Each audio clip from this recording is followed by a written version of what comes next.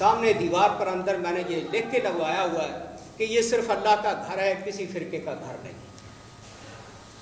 ہمارے منور حسن صاحب 9/11 سے پہلے وہاں جمعے کا خطبہ ارشاد فرما کے آئے، اور شبیر خان صاحب پشاور والے، یہ حافظ سلمان بٹ اور اسی طرح فرید پراچا صاحب 2 دفعہ گئے۔ تو ماشاءاللہ جو بھی جماعت کے آدمی جاتے ہیں ہم ان کو جمعے کا موقع دیتے، بلکہ جماعت کے لیے ابھی وہاں یونس شاہد ایک ہمارے دوست ہیں جو جماعت کے لیے وہاں سے فنڈ اکٹھے کرتے ہیں الخدمت کے لیے۔ تو الخدمت کے لیے مجھے کہنے لگے جی یہ قربانی جو ہے یہ ان سیلاب زدہ علاقے میں مستحق لوگوں میں کرنے کے لیے لوگوں کو رغبت دلانی چاہیے۔ میں نے کہا جی آپ میری طرف سے 2 جمعے پڑھائیں اور اپیل کریں۔ میں تو حج پہ آ گیا تھا ادھر، انہوں نے مجھے بتایا کہ $2500 میں نے اکٹھا کر کے یہاں الخدمت کو بھیجا ہے۔ اس طرح سے اللہ تعالیٰ کے فضل و کرم سے، اس کی توفیق سے، ایک سمجھیے کہ جنگل میں بیٹھ کر ہم نے پودا لگایا ہے، اور وہ عظیم الشان پودا ہے اللہ تعالیٰ کے فضل و کرم سے۔ ایجنسیاں جو ہیں وہ ہمارے اس مسجد اور سینٹر کو منی منصورہ کہتی ہیں کہ یہ چھوٹا منصورہ ہے۔ میں اس بات کی شدید احتیاط کرتا ہوں، جس طرح جماعت اسلامی ہند دعوت کا کام کرتی ہے وہ سیاسیات میں نہیں پڑتی۔ ہم اپنے آپ کو وہاں پر مکری دور میں سمجھتے ہیں اور اسی انداز میں دعوت کا کام مثبت طریقے سے کرتے ہیں۔ معمولی کوئی ان کے قانون کی وائلیشن ہم نہیں کرتے، جس کا نتیجہ یہ ہے کہ ہم الحمدللہ کھلے طور پر، ورنہ آپ جانتے ہیں کہ مولانا مودودی رحمہ اللہ کی فکر سے یہ لوگ سب سے زیادہ خائف ہیں۔ بلکہ نیو یارک ٹائم میں یہ مضمون آیا تھا کہ جس وقت مولانا مودودی، حسن البنا شہید، سید قطب ایٹم بم تیار کر رہے تھے، اس وقت ہماری مغربی قومیں سوئی ہوئی تھی۔ آج مسلمانوں نے اگر ایک ایٹم بم بنا لیا ہے تو یہ اس پر تڑپ رہے ہیں اور چیخ رہے ہیں اور واویلا کر رہے ہیں۔ جب وہ بنا رہے تھے تو وہ بنا کے دنیا بھر میں پھیلا کے چلے گئے ہیں، وہ تو کنٹرول ہی نہیں ہو سکتے۔ یقین مانیے اتنے ماشاءاللہ مغربی دنیا میں، ابھی میرے پاس وہاں پر اسپینش زبان میں کوئی 5 جلدوں بڑی بڑی جلدوں میں تفسیر آئی ہے، شاید فرانس میں چھپی ہے۔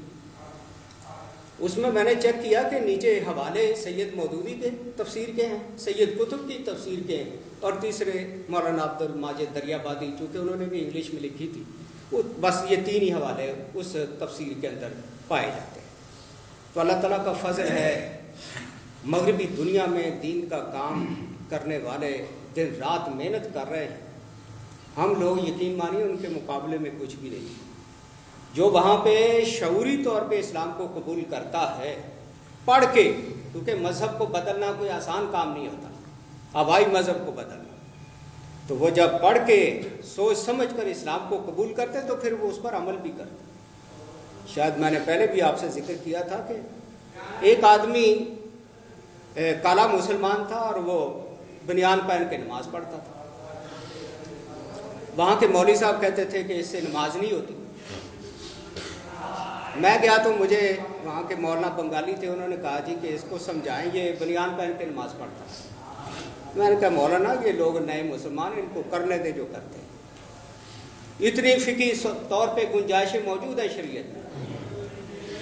اور جب میں نے اس سے بات کی تو وہ کہنے لگا کہ میں نے قرآن پاک اول سے لے کر آخر تک انگلش ترجمہ پڑھ لیا ہے، قرآن میں کہیں نہیں لکھا کہ پورے بازو والی شرٹ پہن کے نماز پڑھیں۔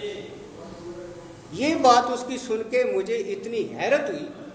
جمعہ 8 دن مسلمان ہوئے ہیں اور پورا قرآن کھنگال ڈالا ہے کہ اس میں ہے کیا کچھ۔ پھر وہ کہتا ہے میں نے پوری بخاری بھی پڑھ ڈالی ہے، بخاری شریف میں بھی یہ نہیں۔ تو پتہ نہیں یہ کہاں سے مجھے مسئلے بتاتے رہتے۔ تو اس لیے آپ ذرا ہم لوگ اپنا جائزہ لیں، کتنی عمر گزر گئی ہے، کیا قرآن کو ایک بار ایک طرف سے لے کر آخر تک ترجمے سے اور تفسیر سے کبھی پڑھا مکمل، کہ اس میں کیا کیا احکام اللہ نے ہمیں دیے، کیا کرنا کیا نہیں کرنا۔ کبھی بخاری شریف، یعنی اب تو ترجمے ہر زبان میں موجود ہیں۔ جو آدمی اخبار پڑھ سکتا ہے وہ ترجمہ قرآن کیوں نہیں پڑھ سکتا؟ جو آدمی رسالے پڑھ سکتا ہے وہ اردو ترجمے حدیثوں کے کیوں نہیں پڑھ سکتا؟ اس لیے حضرات محترم اپنے مطالعے کو زیادہ سے زیادہ بڑھائیں، اور دعوت کا کام مولانا مودودی رحمہ اللہ کے چھوٹے چھوٹے پمفلٹ جو ہیں، بناؤ بگاڑ شہادت حق، یہ بناؤ بگاڑ پر میں سید منور حسن صاحب کا سن رہا تھا کہ جب میں یونیورسٹی میں پڑھتا تھا بناؤ بگاڑ میرا رسالہ ہاتھ میں آیا، یونیورسٹی سے بس میں بیٹھا ہوں گھر جانے کے لیے، پڑھتے پڑھتے اتنا گم ہو گیا کہ مجھے احساس ہی نہیں رہا کہ میرا سٹاپ جو ہے وہ گزر چکا ہے، بس بالکل آخری سٹاپ پہ پہنچ گئی تھی، میں کتاب میں مگن تھا اور مجھے ڈرائیور نے جھنجھوڑا کہ تو نے اترنا کہاں ہے؟ پھر مجھے احساس ہوا کہ میرا تو سٹاپ پیچھے رہ گیا۔ یہ کتابیں یقین مانیے اپنے اندر آدمی کو گم کر لیتی ہیں اگر تھوڑا سا آدمی دلچسپی کے ساتھ ان کو پڑھنا شروع کرے۔ تو اللہ تعالیٰ سے دعا ہے کہ ہم لوگوں سے دین کا کام جتنا زیادہ ہو سکے لے لے تاکہ ہماری آخرت بن جائے۔ وآخر دعوانا الحمدللہ۔ کوئی سوال وہاں کے بارے میں کر سکتے؟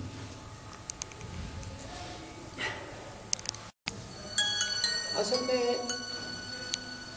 وہ کوئی ڈاؤٹ فل قسم کے لوگ ہیں، کوئی پیور مسلمان نہیں، کیونکہ ان کو یہودی بہت زیادہ سپورٹ کر رہے ہیں، ہاں، اس لیے ہم بھی اس میں کوئی زیادہ دلچسپی نہیں لیتے۔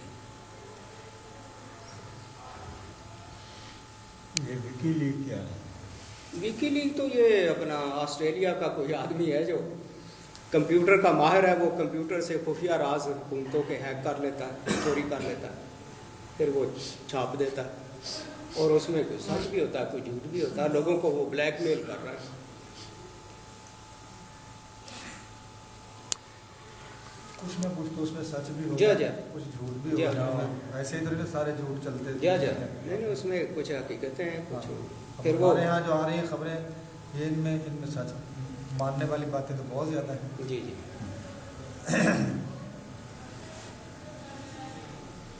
چلو جی جمعے دی کلے اسی اتنے پہنچے، پہلے کو اسی جماعت کا مرکز سی یا دعوتی کو پروگرام سی، تسی کس طرح پھر اتنے یعنی جان دا پانا تو میرا ایک اور بڑا سی فلوریڈا، اتنے ایک ڈاکٹر سی، انہوں نے اتنے عالم کی ضرورت سی،